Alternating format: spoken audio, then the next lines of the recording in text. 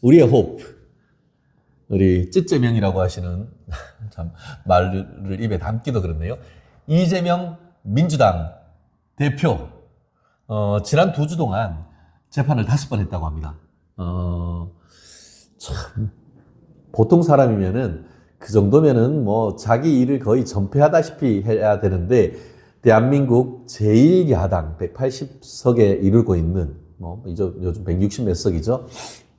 일당 야당 대표가 재판하느라 도대체 언제 당무를 하는지 참 알 수가 없는데 말씀드린 것처럼 대장동 또 위례 신도시 또 백현 신도시 성남 FC 등등 의혹과 관련해 가지고 지금 재판이 줄줄이 진행되고 있는데요. 지난 1월 1일이었습니까? 이재명 대표가 부산 가덕도 신공항 건설 현장에 가서 시찰을 하다가 또 불의의 사고가 났었고 그것을 이유로 해서 한동안 재판 출석을 거부했었죠. 여러 가지 뭐 논란도 있기는 있었습니다. 그것이 뭐 흉기로 가격을 당한 것이냐 아니면 뭐 젓가락으로 그런 일이 있었느냐라는 논란이 굉장히 컸었죠.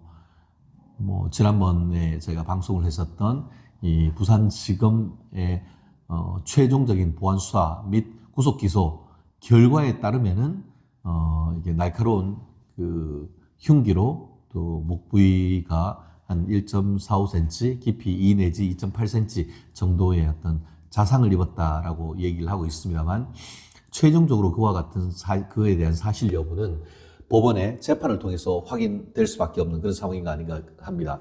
우리가 많은 의혹이 있습니다만 어쨌든 검찰의 조사 결과에 대해서는 기본적으로 신뢰를 하되 재판 진행을 우리가 국민이 두 눈으로 똑바로 뜨고 정말 검찰과 경찰의 수사가 어떤 그 배후를 숨기는 그리고 실질적인 어떤 피해 상황을 확대하는 그런 내용인지는 우리가 국민의 눈이 날카롭게 감시를 해야 될 것 같습니다. 실제로 재판은 어떻죠? 만인 재판 공개주의라고 해가지고 이 피고인 이제 재판에 넘겨졌으니까 살인 미수 피고인 그리고 또 옆에 그 유서 비슷한 것을 전달해줬던 70대 같은 경우에도 이런 방조 혐의로 해서 같이 재판에 넘겨졌는데 관심 있는 분들 부산지방법원 형사부에 가신다고 하면은 앞으로 이 사건의 재판 진행도 아마 재판을 통해서 이런 공격했던 사람의 당적이라든가 이런 부분이 향후 하나하나 밝혀질 것 같습니다.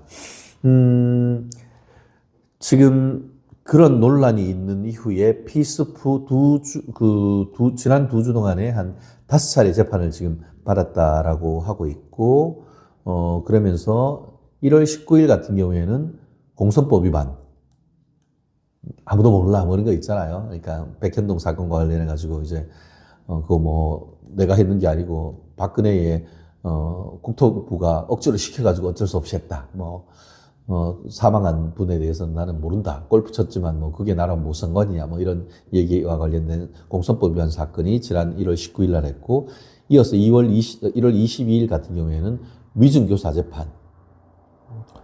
뭐 위증했다는 사람이 자백을 하고 있는데 교사는 안 했다라고 하니까 돈 받은 사람은 내가 뇌물 받았는데 돈 준 사람은 준 적이 없다 하는 그런 비슷한 지금 상황이 이루어지고 있는 것이죠.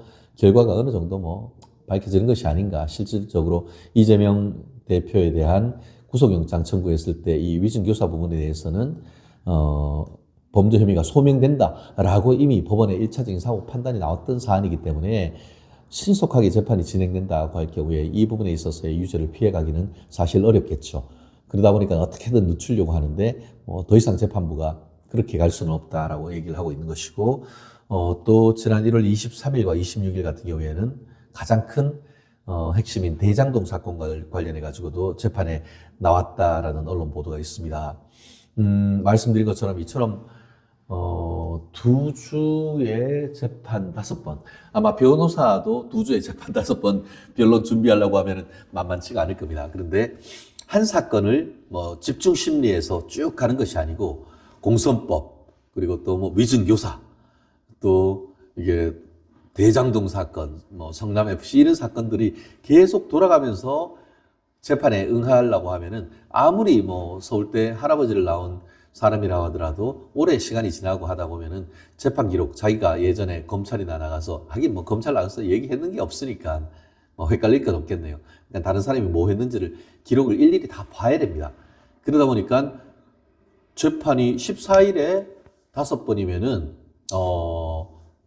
이틀에 한 번 꼴이네요. 주말 빼고 거의 뭐 이틀에 한 번 꼴로 되는데 그러면은 가기 전날 재판 기록을 빡세게 봐야죠.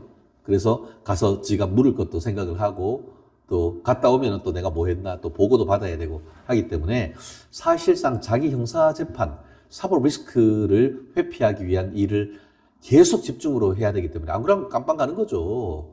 그러다 보니까 가장 핵심이라고 할 수 있는 다가오는 4월 10일 총선에 있어서 선거구 획정이라든가 아니면은 비례대표를 뭐 병리형으로 갈지 아니면 준연동형으로 갈지 이런 부분에 대해서 지금 최근에 민주당은 아예 당에서 결정해서 이재명 대표한테 완전히 위임한다. 참, 정당을 넘어서 대한민국 민주주의에서 정말 중요한 사안을 당 대표한테 위임한다?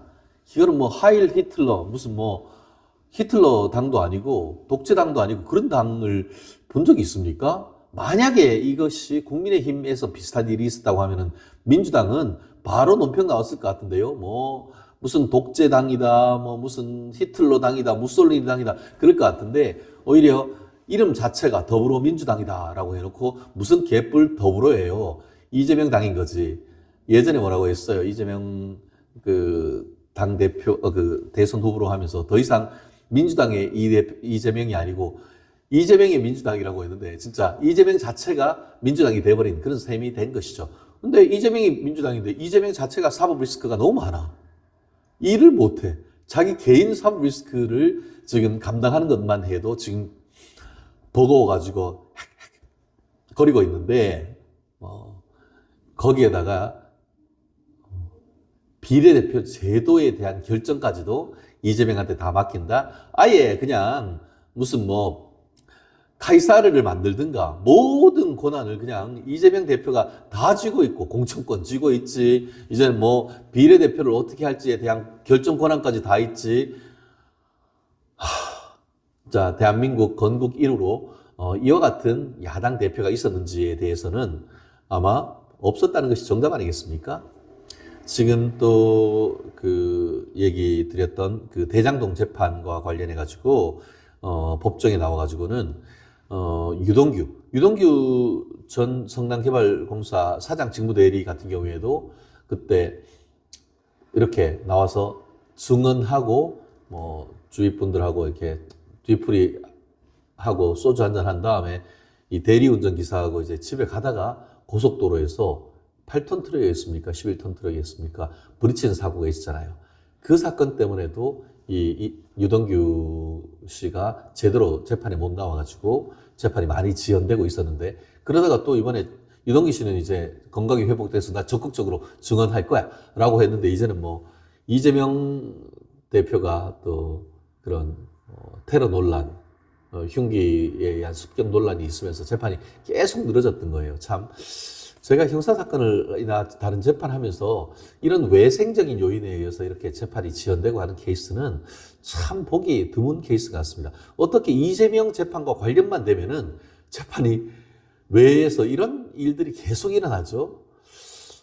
이게 우연히 몇 번 겹치면은 필연이다라고 하는데 우리가 무슨 뭐 굳이 음모론을 얘기하지 않는다 하더라도 너무 이례적인 일들이 이재명의 재판과 관련해 가지고는 계속 일어나니까 뭐 지금까지 제가 기억하기에 극단적 선택, 자살한 사람만 해도 한 5명이 가까이 이르고 있고 재판과 관련되는 사람이 뭐 교통사고 당하고 아무튼 도저히 좀 약간 뭐라고 해야 되나? 무슨 뭐 환상특급도 아니고 무슨 초현실적인 그런 상황을 이다라는 그런 느낌을 지우기가 어렵습니다. 왜냐하면 제 실무가로서의 그런 뭐 감을 제가 뭐 100% 얘기할 수는 없습니다만 뭔가 좀 이례적인 재판이다라는 건 분명한 것 같습니다. 그리고 이재명 피고인이 피고인이면서 또 변호사이기도 하니까 이 유동규 전 직무대리를 검찰 측에서 신문을 하고 반대 신문하고 하는 과정에서 자기가 직접 재판장의 허락을 얻어서 뭐 질문을 했는 것 같습니다. 그러니까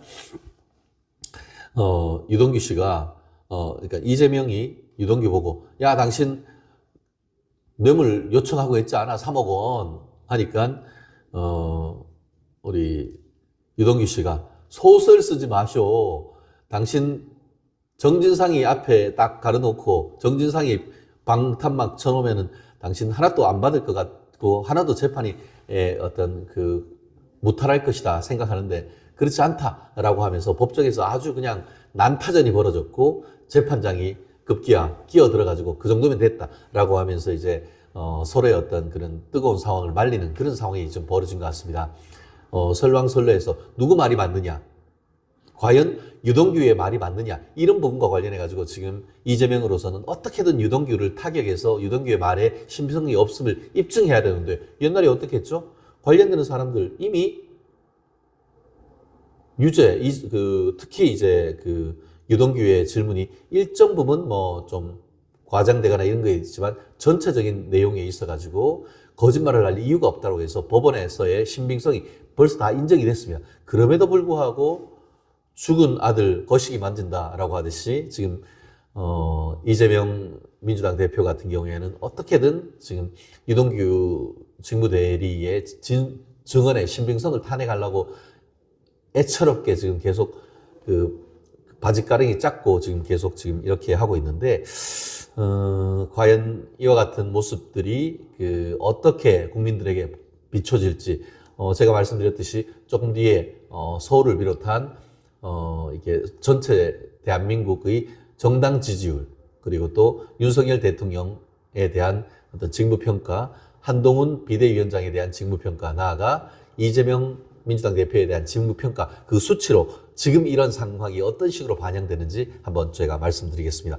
아마 어쨌든 간에 지금으로서는 일주일에 두세 번 재판 나가면은 사실은 일상생활, 그것도 민사사건도 아니고 형사사건이면은 그 스트레스 때문에 일상생활도 상당히 어려운 상황입니다.